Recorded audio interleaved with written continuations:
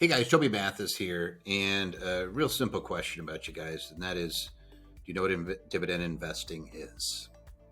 So I'm going to hit that today, and I'm just going to break it down real simple because if you're tired of earning minimal returns on your investment strategies, if you're tired of scraping by with minimum returns on your investments, then you should consider the power of dividend investing. So I'll ask you, have you considered the power of dividend investing? In this video, I'm going to explore the world of dividends and how they can actually benefit you by putting them in your portfolio. So, I'll answer this age-old question of, can dividend investing actually make you rich? So we're going to discover the benefits of dividend investing, how it can provide steady income for retirement, and you'll learn how much you need to have to invest to get started in dividend investing. So I'm just going to jump right on in. So number one, what is dividend investing? Number two, are dividends a good investment? Number three, why does dividend investing work? Number four is, can dividend investing make you rich? And number five is using dividend stock portfolio for income and retirement, especially in retirement, and then how much you need to invest. And so I'm going to dive into all of these things. I'm going to share my screen out a little bit, so I'll make it really simple. But I'm going to hit these things in succession. So number one, what is dividend stock investing? It's investing in companies that actually pay you. So I use the example of, let's say that you had an Uncle Ed that wanted to open up a pizza shop, and you decided to invest in Uncle Ed's pizza shop. And Uncle Ed never gave you a nickel, never paid you any of the profits. The thing made money every year. And 10 years in, you're still like, hey, Uncle Ed, I gave you a nice investment. And Uncle Ed says, don't worry, we're getting more valuable all the time, and people are going to want to buy the pizza shop. Well, I think I'd rather, if I'm going to give money to Uncle Ed to open up the pizza shop, I want a piece of the profits. It's like, hey, give me 50% of the profits every year, whatever it is, right? I don't want to sit by and hope and pray that in 10 years, Uncle Ed's pizza shop is worth more than when I invested it in the very beginning. And that's what dividend really investing is really about. It's getting that profit as you're going on. And so some companies pay it, some companies don't. And the easiest way to kind of look at this is, as a whole, the S&P has returned since its inception just over 10% on an annual basis. And about 40% of that is dividends. In other words, if you removed the dividends that were paid by companies that were sharing its profit with the shareholders, you'd have a significantly lower amount of return. Now, this is a way to kind of think of it, is if a company is a cup and that cup gets poured full of water, that cup's either going to get bigger. The value of the company is going to have to grow in order to hold additional water if it's making profit, or it's going to pour some of that water out of that cup and into your cup. And that's all I'm saying is, I'd rather have more of that water being poured out into my cup as I go along, but that presupposes that the company is profitable. What you don't want to be doing is taking these crazy bets on these growth companies that lose money every year, and you're hoping that the value of it's going to increase. Realistically, that's a recipe for disaster. It's a recipe for some short-term gains, but if you want long-term, steady Eddie financial health, you've got to be investing in the cash flow.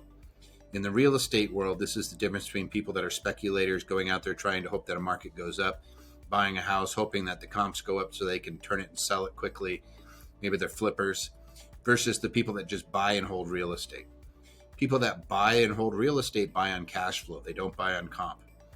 In the stock market, we're so used to buying on comp that if you can teach yourself to buy on cash flow, you'll be significantly better. One of the prime examples is somebody like Warren Buffett, who's looking at the profitability of the company, the success of the company, as opposed to just throwing darts at a wall and hoping that something's successful and that the stock goes up in value.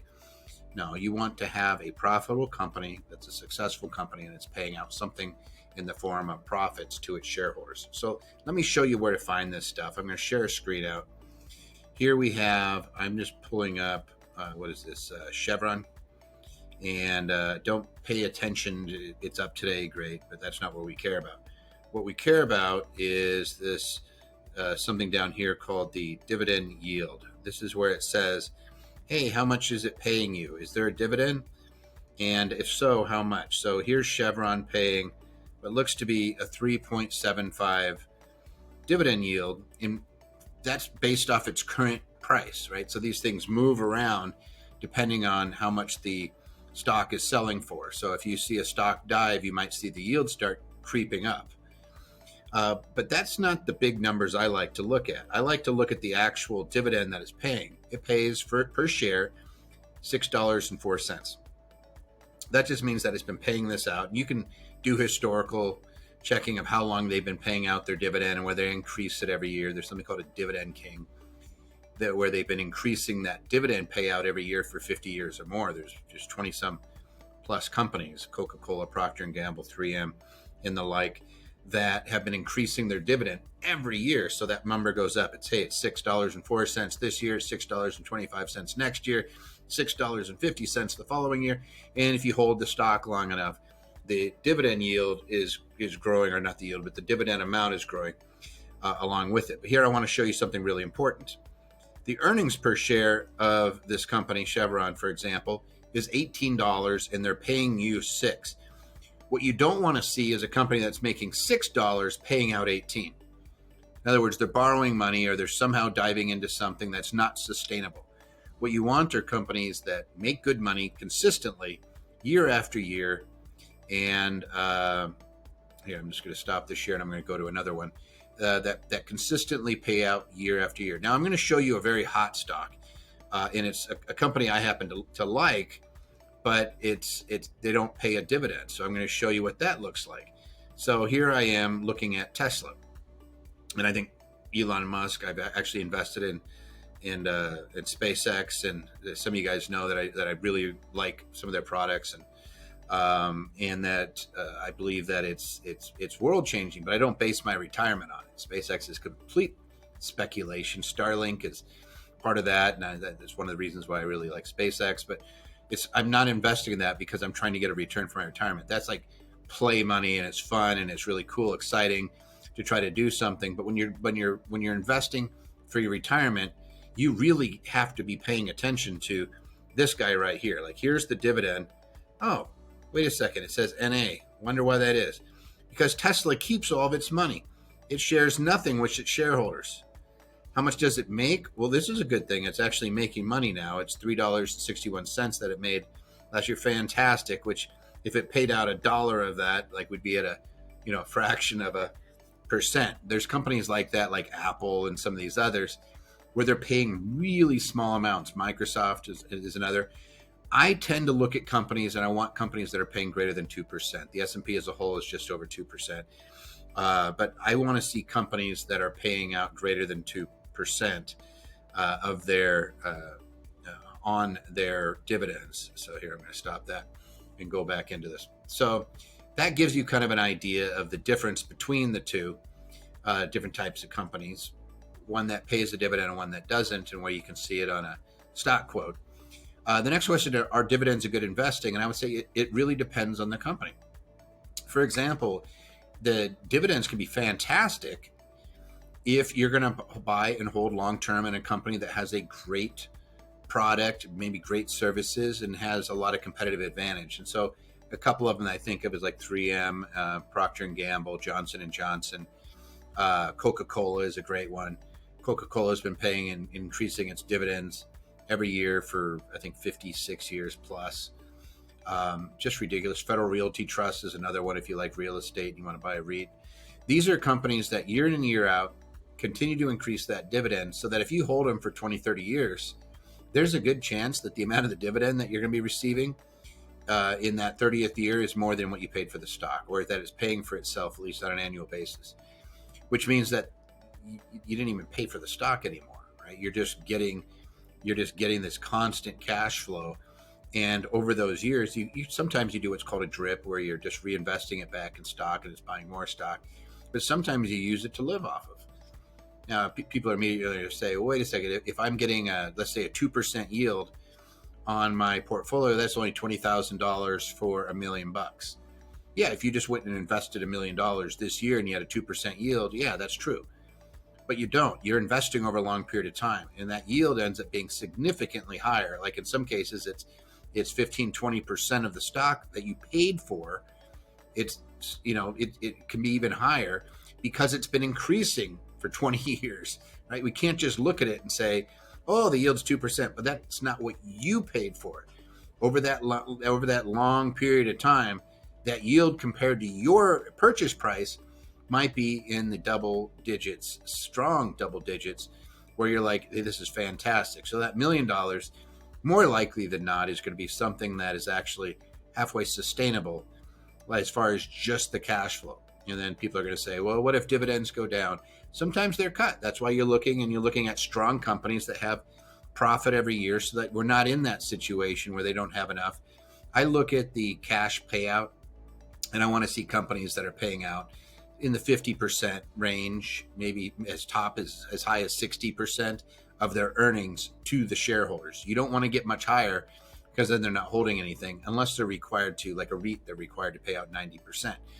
But in a regular company, they need to have some money there for growth and expansion and opportunities. So they're putting some cash aside, but we don't need to be like some of these tech companies where they have billions and billions of dollars. Hey, give some of that to the shareholders. You guys don't need to be keeping all that. You pay it out as a dividend. Why does dividend investing work? Is really simple. It's because it's cash flow. It works because the company is in the habit of rewarding its shareholders for participating with that company as a shareholder. It's basically the situation of, Ed's Pizza Shop. I am more interested in cash flow on profit than I am about selling. Like, I plan to never sell. I actually wrote a book called Infinity Investing. Well, I'm holding these things for an infinite period of time. I'm looking at a 200-year time horizon. I want to buy companies that are going to be around 100, 200 years in the future. I'm not looking to sell the company. I'm looking to hold that company for the long term and get rewarded as a shareholder, so that I don't have to worry about selling anything because I have cash coming in. If I'm doing just growth stocks where I have no cash coming in, how am I going to live? Sell the stock? And I suppose I could borrow against some of it, but that's not a good strategy. I really want to have something where it's giving me cash. And by the way, the cash qualified dividends from American companies paying you is taxed as long-term capital gains. Many of you guys, if you're married, filing jointly, and you're less than $90,000 a year, it's probably zero is what your tax bracket is for dividends. So dividends are absolutely fantastic, and that is how it works. It's hey, if I make $1, but I get to keep the whole dollar, that's better than if I make $1.20, but I'm taxed at 30 or 40%, right? That's why dividend investing works. It's at a tax advantage.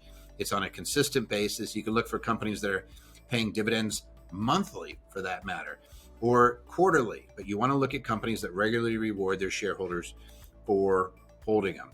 The question is, hey, Toby, is this really going to make me rich? Not by itself, but it's a very important component, is developing multiple streams of income. And this is one of those streams. I use 5. I do rents, royalties, dividends, interest, and short-term capital gains.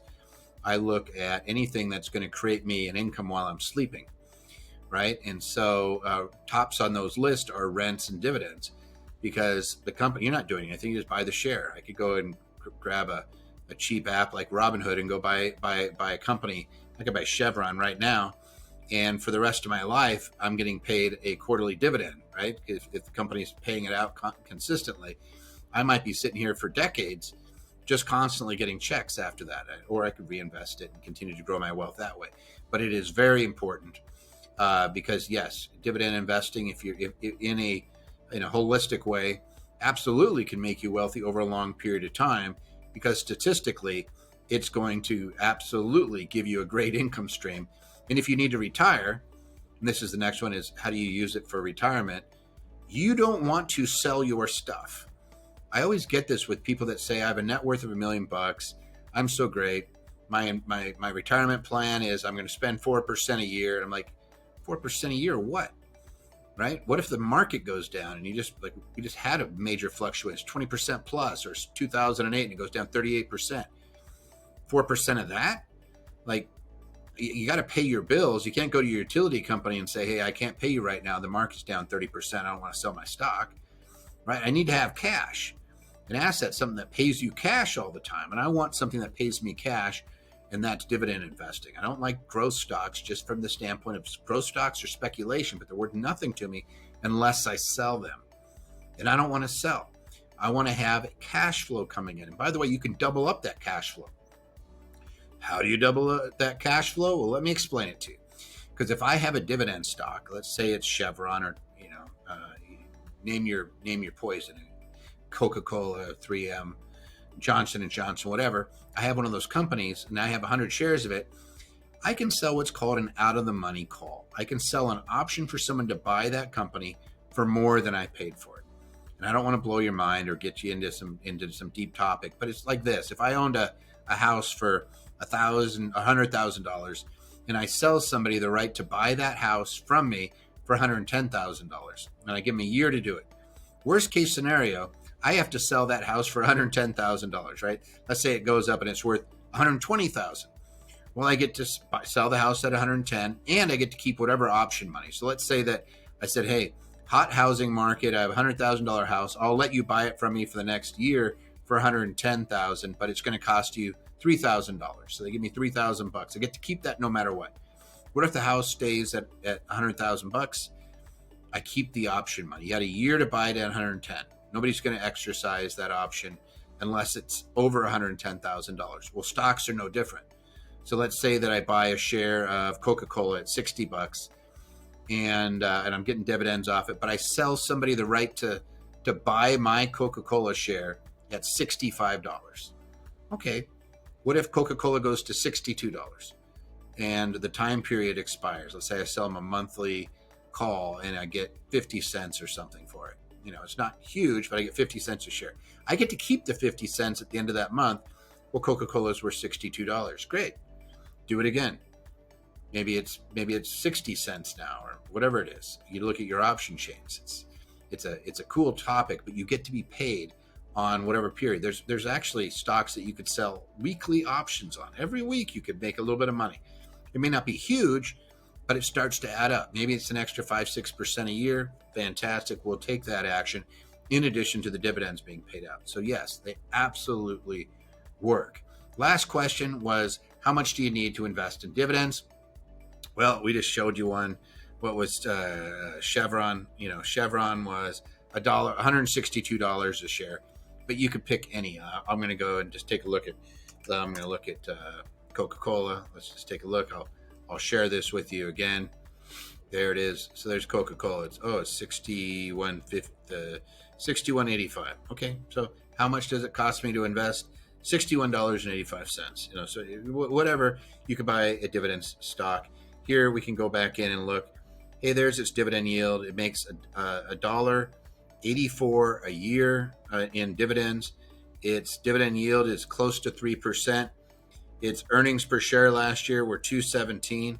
So there's a little bit of margin in there. It's not as tasty as I like to see, but again, the company's been paying out dividends like crazy for years and years and years and years. Actually, we can go to historical data. This is kind of fun.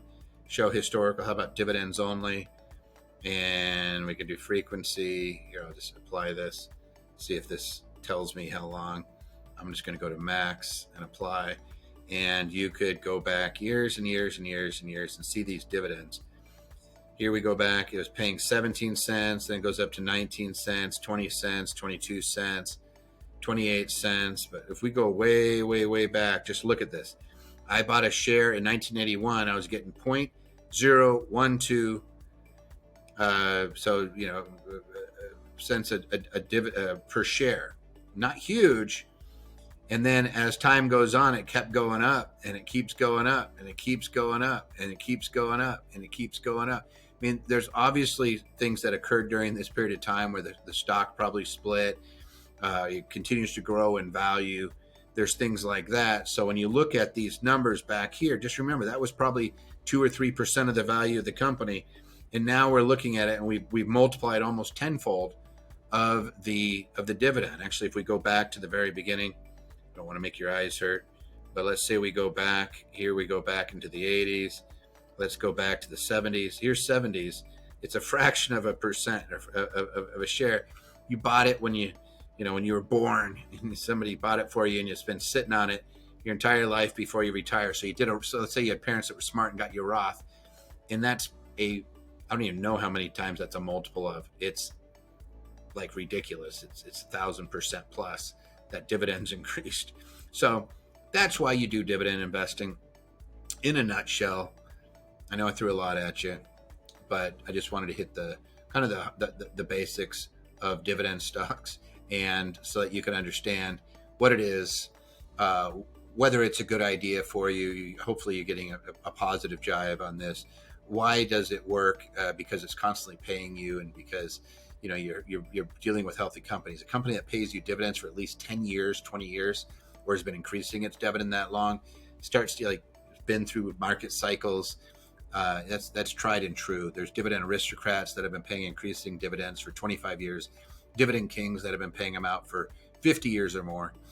And if you start gravitating towards those, you start realizing that these are companies that have been through all sorts of different market cycles. You still examine them, you still look at them, and you don't just blindly buy them. But there's always 2 or 3 of them that seem to be at a great price and a great value. I think I probably just showed you one. And hopefully you answered the question: can it make you rich? It's absolutely part of a plan. I see wealthy, absolutely astonishingly financially independent people rely on dividend investing all the time. When you couple that with something like covered calls, and if you do something that we teach called the wheel strategy, we'll show you how to make money before you even buy the stock, if you want to learn that.